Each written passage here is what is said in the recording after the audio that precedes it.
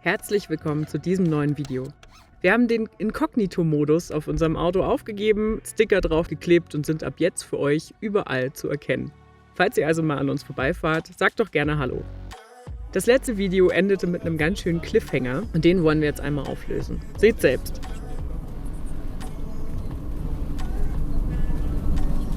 Leute. Was wollen wir denn jetzt? Ich würde einmal fahren. Er möchte Geld haben. Ja. Das war ein Stein. Stabil, Kinder.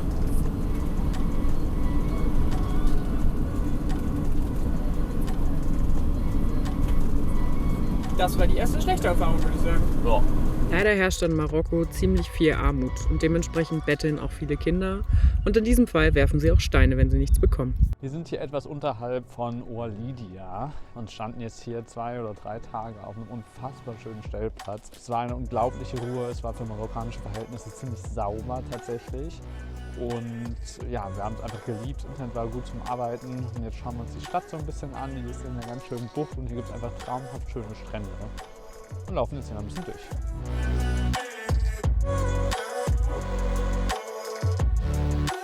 Durch den kleinen Stadtspaziergang konnten wir den Schock auch wieder überwinden und dann ging es immer weiter Richtung Essaouira. Trotzdem hängt dieses Erlebnis ganz schön bei uns nach. Seitdem, obwohl wir es nicht wollen, haben wir Vorurteile gegen marokkanische Kinder, die wir auf den Straßen sehen.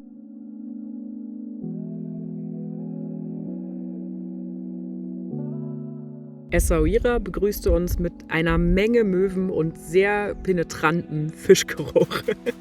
Es war trotzdem wahnsinnig schön, sich diese Stadt einmal anzugucken.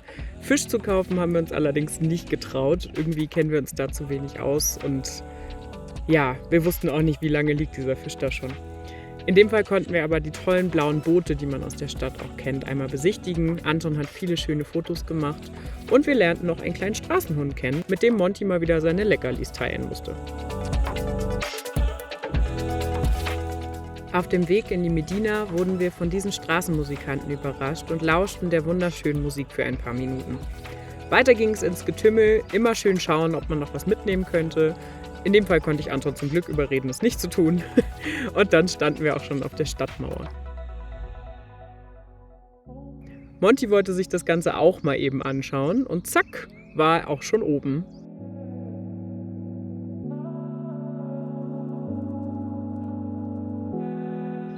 Zusammen ging es dann wieder in den Trubel der Stadt. Mal schauen, ob wir vielleicht doch noch irgendwas mitnehmen konnten. Tatsächlich haben wir das erst ein paar Wochen später gemacht, aber es hilft wahnsinnig, hier Preise sich einzuholen und einfach mal zu schauen, was kosten denn einzelne Dinge. Zwischendurch machen wir gerne eine kleine Teepause, so auch hier in Essaouira. Das ist nämlich ein sehr bekanntes Surfdorf und dementsprechend gibt es hier tolle Cafés und die haben wir genutzt. Weiter ging es zum Strand, dort schliefen wir für eine Nacht und dann ging es aber auch direkt weiter. Wir wollten nämlich nach Taghazout, einem der berühmtesten Surforte in ganz Marokko und genau dort sollte es nun noch hingehen. Wir nahmen aber einen kleinen Umweg mit und zwar über das Paradise Valley, von dem euch Anton auch gleich erzählen wird.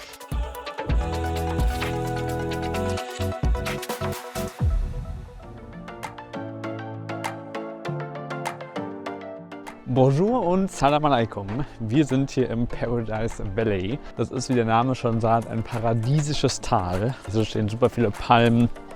Und hier wandern wir jetzt einfach mal lang. Hier gibt es nämlich super viele Shops auch, also so ganz viele nette kleine Restaurants. Da kennen wir gleich mal irgendwo eins, irgendwie so ein Nutella-Crepe für 20 Dirham oder so. Richtig Bock drauf. Ich habe nämlich noch nichts gefrühstückt. Und gehen jetzt einfach mal durch.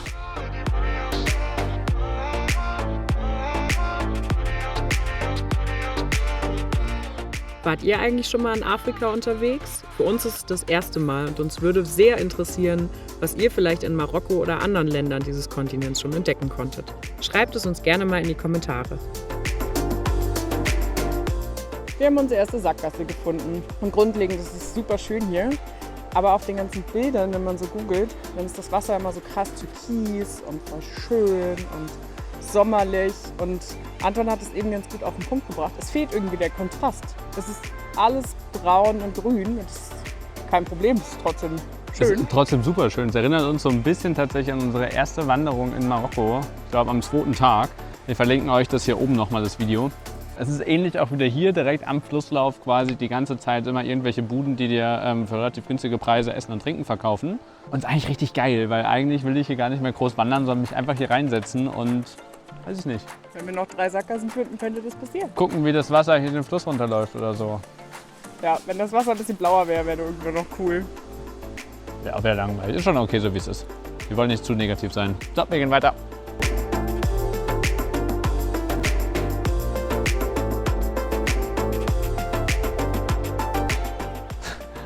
Einfach Pringles-Dosen mitten im Nirgendwo. Jetzt hätte ich Lust drauf. Aber ich weiß auch, dass es einen Tellerkrebs gleich gibt. Finde ich geiler.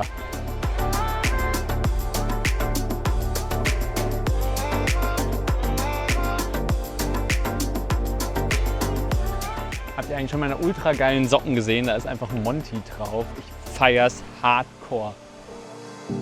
Falls unsere Abozahlen auf YouTube weiter wachsen und ihr Bock auf Merch habt, dann sagt doch mal Bescheid, ob so Monty-Socken auch was für euch wären. Für uns ging es jedenfalls immer weiter dem Flusslauf entlang. Und dann kam Anton auf die Idee, noch ein bisschen weiter zu gehen. Ich muss zugeben, da war ich dann nicht mehr dabei. Hier ging's noch, aber weiter vorne wurde es richtig eklig glitschig. Und das habe ich ihn dann mal lieber alleine machen lassen.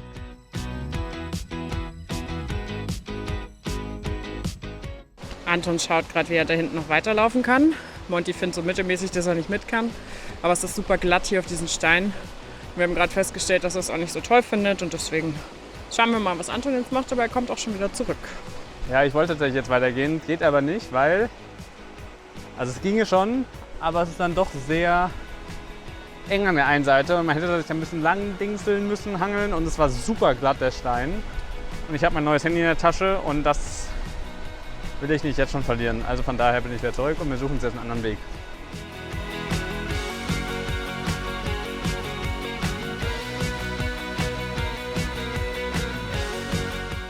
Wir sind jetzt wieder zurück zu Antons Restaurant gelaufen, was er direkt am Anfang schon ausgesucht hat. Und ich habe eigentlich nur den Platz ausgesucht. Das Restaurant war mir weniger wichtig, aber wir sitzen hier auf einer wunderschönen Couch mit einem perfekten Ausblick ins Tal. Mit einer Menge Sonne im Gesicht. Ja, aber es ist trotzdem traumhaft schön. Jetzt essen wir hier ein bisschen was, trinken was Schönes und ja, genießen doch den restlichen Abend. Ja, der Rest vom Paradise Valley war sehr schön, aber mit unserer ersten Wanderung hier irgendwie sehr vergleichbar. Und ich würde sagen, schön, aber weniger spektakulär in meinen Augen. Siehst du also ein das? paar mehr Palmen als auf der ersten Wanderung, aber ich fand die erste schöner. Ja, ich auch. Aber ich finde es trotzdem gut, hier gewesen zu sein. Also wenn man hier in der Nähe ist, dann kann man hier mal hinfahren. Also schon nett. Lohnt tut sich auf jeden Fall. Aber irgendwie, die erste hat uns mehr gecatcht. Deswegen war schön hier. Aber deswegen gibt es jetzt noch was zu essen und dann geht es auch wieder zurück. Wir haben dann noch die Aussicht genossen, unseren Tee getrunken, der hier wirklich mordsmäßig überteuert war. Dann kam noch ein Saft und am Ende gab es auch noch ein Crepe mit Nutella. Nutella ist allerdings überbewertet, weil Nutella ist hier nicht gleich Nutella. Das muss man dann irgendwie schon kaufen und das hat am Ende tatsächlich denselben Preis wie bei uns in Europa. Das sind wir irgendwie nicht mehr gewohnt. Wir sind dann weitergefahren und Steinbruch, liebe Leute, das bedeutet hier was anderes als bei uns. Dafür sind die Strecken unglaublich schön und wir haben uns total gefreut, hier die Natur genießen zu dürfen. Wir sind dann abends an einem ganz tollen Platz oben in den Bergen geendet, wo Anton mal wieder durch den Matsch fahren musste, um einzuparken. Und glaubt mir, mir ging hier schon richtig die Pumpe. Falls ihr euch an das erste Video aus Marokko erinnert, das ist nicht so gut geendet. Und dementsprechend, ja, ich habe kurz schwer geatmet.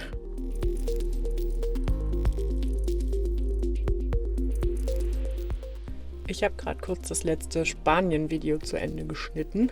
Ist auch Zeit dafür. Auf jeden Fall hat Anton in der Zwischenzeit draußen einen Steinhaufen gemacht, um halt einen Feuerschutzkreis, whatever, zu machen. Also er möchte ein Lagerfeuer machen, eine Kurzfassung. Und zitiert mich jetzt raus und ich bin sehr gespannt, weil es windet as fuck.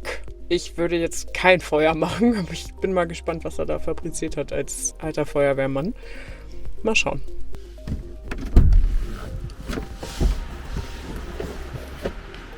Cool, oder? Absolut windgeschützt gebaut, dreischichtig.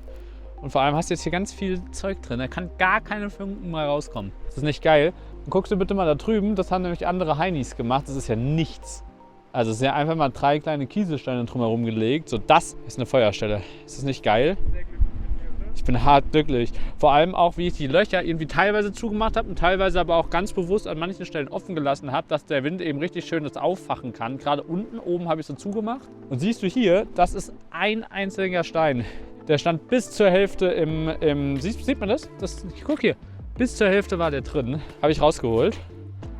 Und vor allem, es ist so richtig schön geschichtet. Der geht in der Mitte so schön zusammen, dass eben das ganze Feuer schön da drin bleibt. Ist das nicht geil geworden? Top. Wollen wir den Bums anmachen?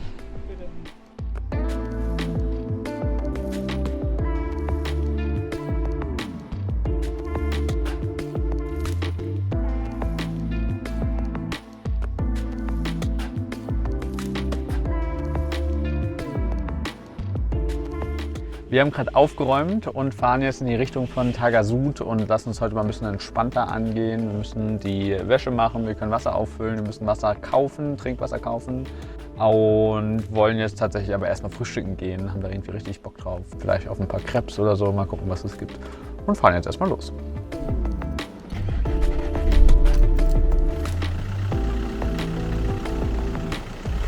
Nachdem wir am vorherigen Abend ja schon einmal durch den Matsch durch sind, habe ich hier noch mal kurz die Luft angehalten, aber wie ihr seht, ist es alles gut gegangen. Auf unserem Weg an das schöne Strandstädtchen ging es dann hier vorbei an diesen wunderschönen gefärbten Bergen. Übrigens ist Fußball ein absoluter Nationalsport in Marokko, also gefühlt reden hier alle über Fußball. So glaube ich auch dieser Friseur, aber wahnsinnig viel habe ich nicht verstanden. Anton jedenfalls hat beschlossen, es ist mal wieder Zeit für einen Haarschnitt. Und insgesamt war er ganz zufrieden. Und ich muss zugeben, ich war auch ganz zufrieden. Sah schon nicht schlecht aus. So, Herr Neubert, sind Sie zufrieden? Ich bin sehr zufrieden tatsächlich. Ich fand es total geil. Es war mein erster Friseurbesuch in 25 Jahren, wo ich hinter mir einen riesengroßen Spiegel hatte und die ganze Zeit alles mitverfolgen konnte. Ich habe es geliebt. Er war krass schnell und es hat auch geklappt. Also ich meine, ich spreche kein Arabisch und dementsprechend Kein Französisch. auch nicht wirklich, genau. Ihm zu erklären, was ich quasi will, schwierig. Aber ging dann doch ganz gut. Ich habe mir einfach ein Foto gezeigt, wie ich es gerne hätte. Und es hat gut geklappt. Und wir haben uns nach einigen Verhandeln auf 50 Dirham geeinigt, was 4,80 € oder sowas sind. Also voll okay. Bin zufrieden. Mit neuer Frise und guter Laune ging es dann also noch an den Strand. Und wir haben uns dann abends noch ein wunderschönes Plätzchen gesucht, wo uns diese Kamelherde besucht hat.